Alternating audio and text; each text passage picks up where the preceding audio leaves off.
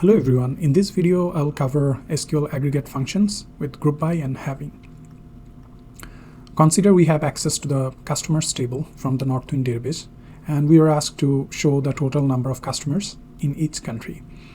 Now you can see that we have this country column where it stores the customers country, and there are customers who are from many different countries.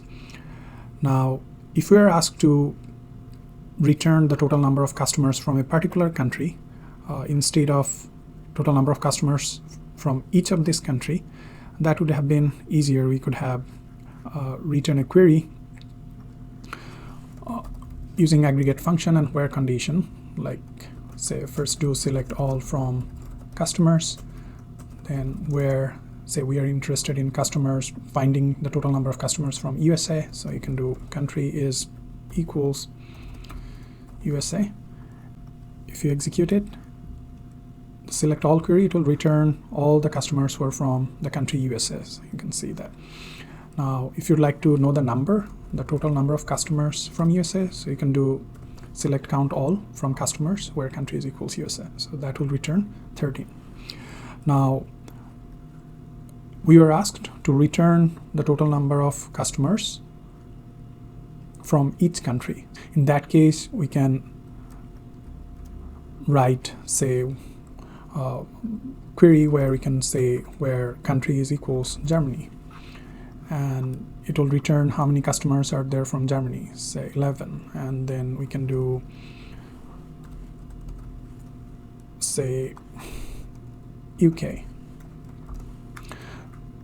Now here there are 7 customers who are from UK. Now we'll have to do this for all unique countries to get the total number of customers from all of these countries.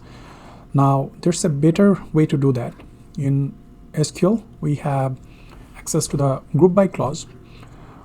Group by divides the result set into groups based on specific column. So if you apply group by based on the country column on the customers table, so what it will do is it will create groups of records where in each group it will store customer records who are from a particular country. Like this first 3 customer records are customers are from Argentina, the next 2 are from Austria, and then next 2 are from Belgium, and so on. Now when grouping the results based on a particular column like country or list of columns, then SQL behind the scene create these groups of records, and then you can apply aggregate function on these groups. And when you apply aggregate function to each group, it will return a single value for each group. So it will return, if you apply count aggregate function on this group result, then it will return 3 because there are 3 records in this group. It will return 2 for this group, it will return 2 for this group, and so on.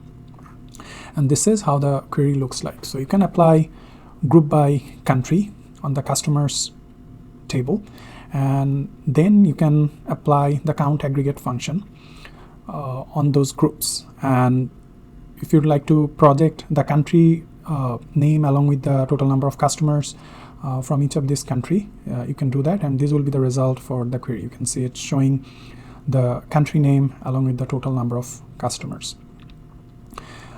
And if you would like to, say, retrieve the total number of customers in each country, including only those countries that have 5 or more customers, like you'd like to retrieve only a subset of the records from this result set, where you're interested in retrieving country with more number of customers, where there's at least 5 customers to quantify. Now, so you'll have to filter out the country where the number of customers is less than 5. So you'll have to set a condition. Now we normally set condition using the where clause, but if you'd like to set a condition on group results, on aggregated results, then you'll have to use having instead of the where clause. Having is used to filter the results after aggregation.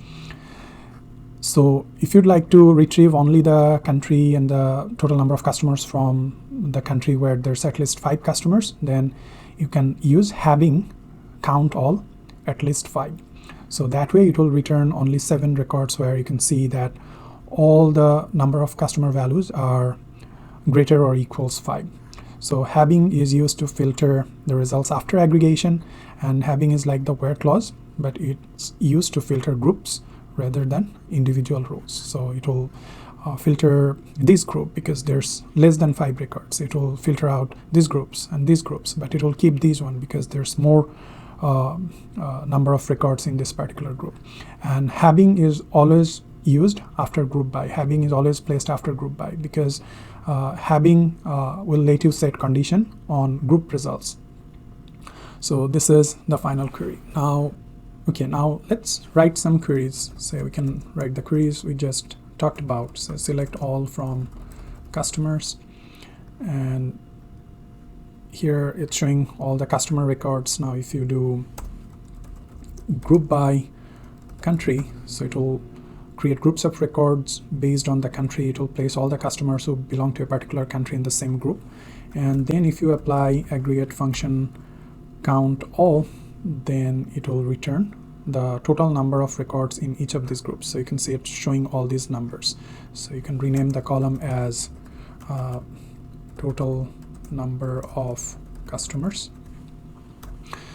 and here it's showing total number of customers. And if you want to make it more readable, you can project the country, so that way it will show the country along with the total number of customers from that country. And the next part was to retrieve only the records where there's at least 5 customers. So in that case we'll use having, and then we'll use count all, and at least 5 is greater or equals 5.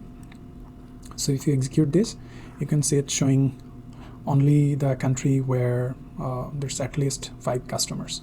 And we can write another query, says select all from products. And if you would like to say no the total number of products per category, so here you can see that in the products table we have the category ID, and category ID belongs to category ID is in the range of 1 to 8, so there are 8 different categories.